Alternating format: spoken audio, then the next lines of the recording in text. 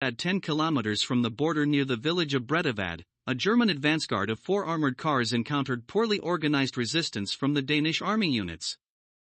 The fact is that the Germans caught the Danes by surprise. They did not have time to fortify themselves and were forced to take cover in a garden, from where they fired at the attackers. The Danes had a machine gun and a 20mm gun, with which they destroyed 3 German armored vehicles. As a result, the Danish units were surrounded and surrendered, losing 4 soldiers killed. In the area of the cities of Obenro and Seger, were located the 4th Infantry and 2nd Engineer Battalions of Colonel Hinze. Taking up defense. Danish forces in Sonder, Danish, were preparing to retreat to the city of Vejle, where it was planned to organize defense. The withdrawal of Danish forces was covered by the rear guard, which managed to delay the German troops near the city of Obenra. The appearance of the Danes was a complete surprise for the German 401st Infantry Regiment.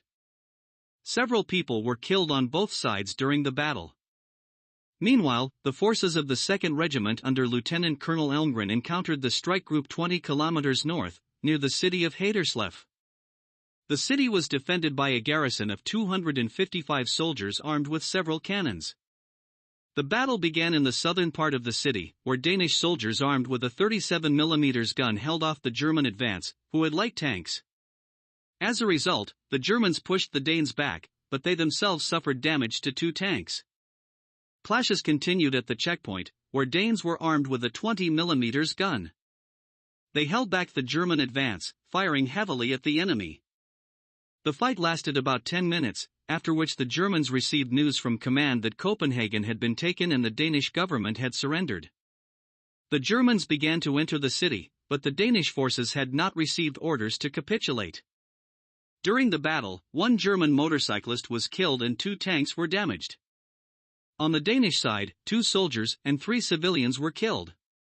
However, soon the Danish command received orders to surrender from Copenhagen, due to which the military garrison of Haderslev surrendered.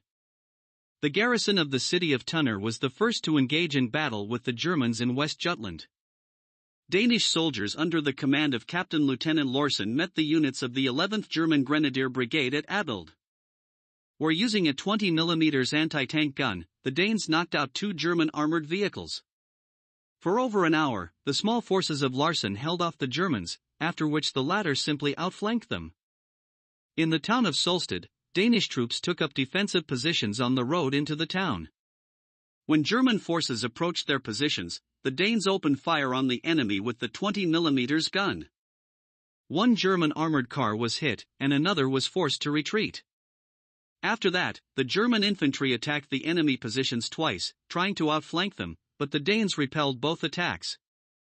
Then the commander of the German forces called for air support in the form of 3 German Henschel HS-126, which forced the Danes to begin retreating to the city of Brønderslev, where the Danes received news of the surrender of the Danish government, as a result of which they laid down their arms.